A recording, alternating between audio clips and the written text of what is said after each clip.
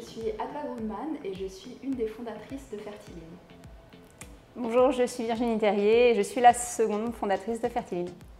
Bonjour, Dr Igor Martinec, cofondateur de Clinique Suisse Montreux, chirurgien gynécologue.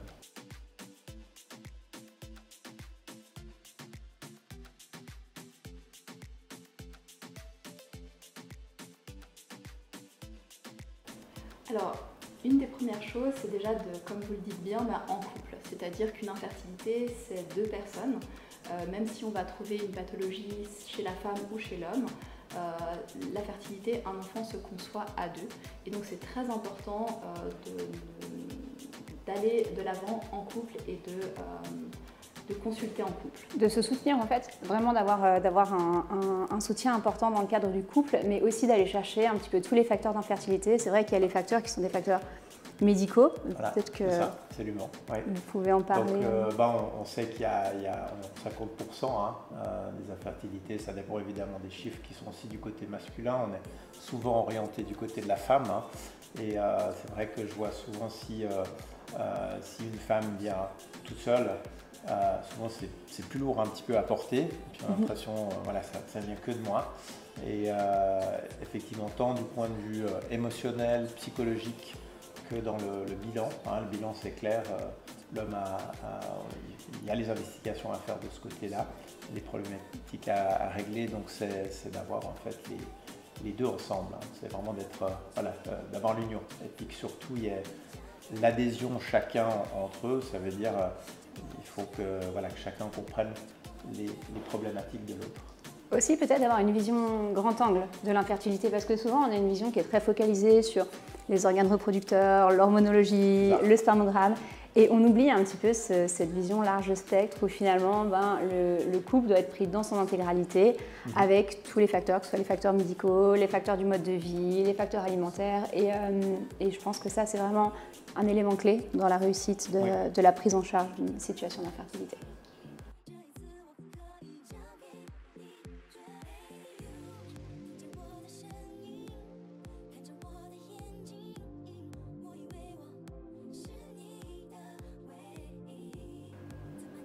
Très varié en fait. On a beaucoup de couples qui ont des pathologies liées à l'infertilité, notamment des insuffisances ovariennes précoces, de l'endométriose, syndrome des ovaires polykystiques, puisque notre grand champ de travail c'est le mode de vie. Donc évidemment, dès qu'une pathologie peut être améliorée par le mode de vie, on a beaucoup plus d'adhésion en fait des personnes au programme qu'on propose.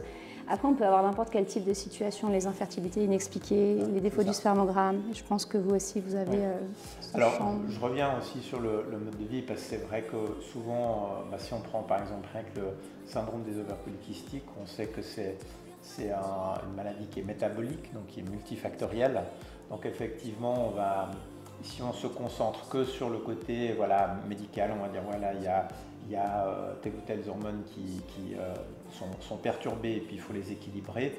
Ce qu'on voit, c'est que ce déséquilibre est souvent dû à l'environnement autour, par exemple aux calories qui sont prises, à l'activité physique, à toutes des habitudes qui ont été prises. Voilà, c'est ça.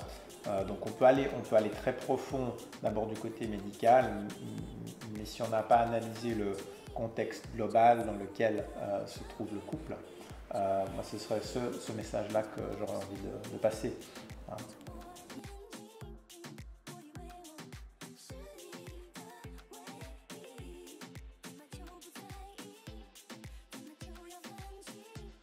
Alors, tout d'abord une prise en charge globale, c'est-à-dire comme on l'a dit, ce n'est pas que des organes reproducteurs, mais vraiment déjà prendre le couple, donc l'homme et la femme, et ensuite les voir dans leur ensemble, puisque il peut avoir une pathologie, mais il y a aussi souvent des déficits, trop de stress, un mode de vie qui n'est pas adéquat. Et là, c'est le fait de prendre en charge le couple de manière 360. C'est ce qu'on a en commun, en tout cas entre Fertiline et la clinique suisse.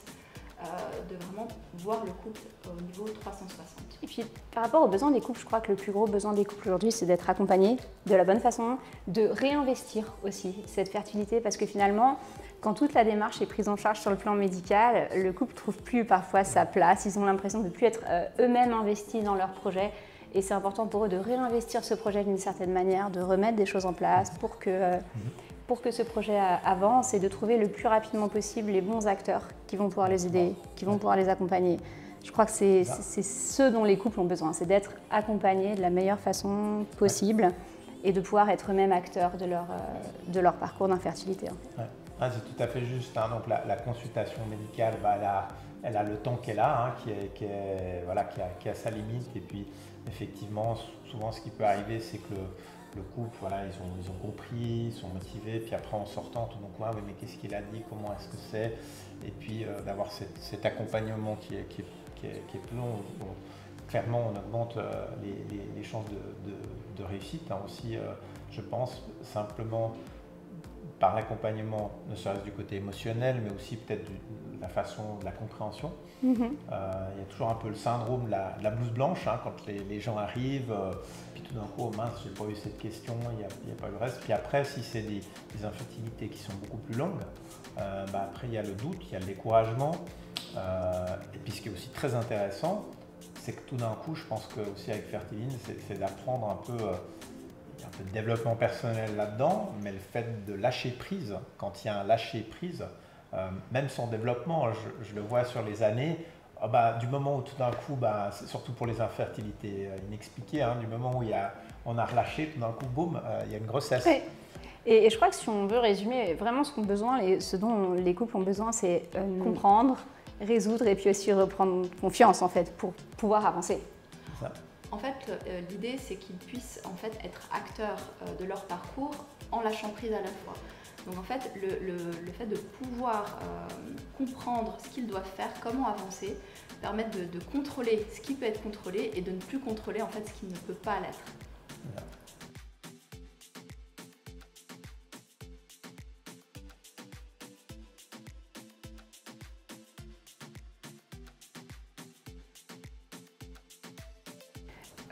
Je crois que quand on est en situation d'infertilité, quand on suit des personnes en situation d'infertilité, il faut tenir compte de la longueur du parcours, de l'impact de ce parcours. Et c'est même pas vraiment une question de longueur du parcours. L'impact, il peut être très très intense dès les premières tentatives en fait, de PMA. Nous, le message qu'on véhicule beaucoup aux couples qu'on accompagne, c'est simplement de dire ok, quand on réussit, on réussit. Et quand c'est pas une réussite, c'est une expérience dont on va se servir. Parce que finalement, la chose la plus frustrante, c'est de faire une expérience négative et de ne rien en tirer. Si on fait une expérience finalement qui est négative, où on doit effectivement faire un deuil, on vit ça un petit peu comme un échec, et que finalement cette expérience, on peut avoir tout le rapport par exemple de stimulation, de développement embryonnaire, et trouver là des points d'accroche pour faire évoluer la situation, pour pouvoir expliquer ce qui n'a pas fonctionné, donner des perspectives de résolution de certaines choses qui n'ont pas fonctionné. Dans ce cas-là, le couple va prendre ça effectivement comme un échec, mais un échec atténué, et plutôt comme une expérience qui aura servi et qui va servir à une future réussite. Et je crois que c'est plutôt notre façon de remotiver, en fait, de dire ça n'a pas servi à rien. On va tirer tout ce qu'on peut de cette expérience et on va faire les meilleurs choix derrière pour arriver au meilleur résultat. Et je crois que c'est là aussi où un accompagnement complémentaire est important, parce que je reviens de nouveau, les temps sont plus courts avec les médecins. Et c'est vrai que de pouvoir amorcer déjà ce processus de réflexion et puis de pouvoir ensuite transmettre au couple les coordonnées ou notamment de Fertiline où on peut avoir cet accompagnement, ça permettra de prolonger dans le temps, parce qu'à nouveau le temps est court avec le médecin, il y a peut-être plus de stress, il y a peut-être toujours cet effet de la blouse blanche. Il faut faire attention au type de groupe. Alors je sais que sur notre groupe on est très dans le positif, et justement chez Fertiline, chaque échec est vu comme une étape et n'est pas l'aboutissement. Et c'est vrai que malheureusement, on en discutait avec le docteur Martinec une autre fois, c'est qu'il y a beaucoup de groupes malheureusement qui sont sur les réseaux où il y a beaucoup de négativité, où finalement on se plaint. Alors je comprends, on a besoin quand on est dans des échecs de pouvoir se plaindre à des gens qui vivent la même chose, mais l'idée c'est de se tirer vers le haut et pas de se tirer vers le bas. Donc vraiment communiquer, et aussi en couple communiquer. Je crois qu'on peut prendre ça, c'est pas juste pour l'infertilité, on l'a dans l'oncologie, on l'a où il y a des associations, et clairement le but est d'aider, c'est sûr, mais si tout le monde se tire vers le bas, puis qu'il n'y en a pas un qui est un peu plus haut, c'est difficile. Et je pensais aussi de voir ça un petit peu voilà, comme des sportifs. Hein, ils ne vont pas chaque fois gagner leur tournoi. C'est d'aider peut-être ceux qui ont un mental un petit peu plus fort vont aider ceux où c'est un petit peu plus faible. Et puis, tandis si tout le monde est en train de tirer dans les pattes de l'autre, c'est terrible, c'est ce qu'on appelle le besoin d'importance. On a besoin voilà, d'exprimer, mais c'est une autre dynamique. Et je pense que c'est pas que pour l'instant, il y a dans la fertilité, mais je crois que c'est aussi quelque chose qui est en train de se développer maintenant où voilà, on invite ces groupes à voir positivement la chose. Et nous, de toute façon, chez Fertiline, on voit vraiment l'idée du sportif qui va se préparer.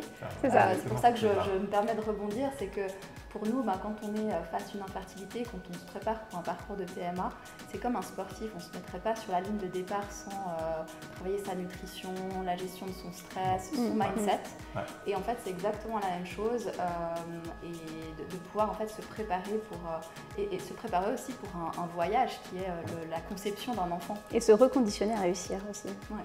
Ou même, j'allais dire, à la fin, donc c'est peut-être se préparer aussi, peut-être vous avez aussi ce cas à ne pas avoir un enfant, et puis de passer à l'étape suivante, que ce soit l'adoption ou de voir une forme de vie.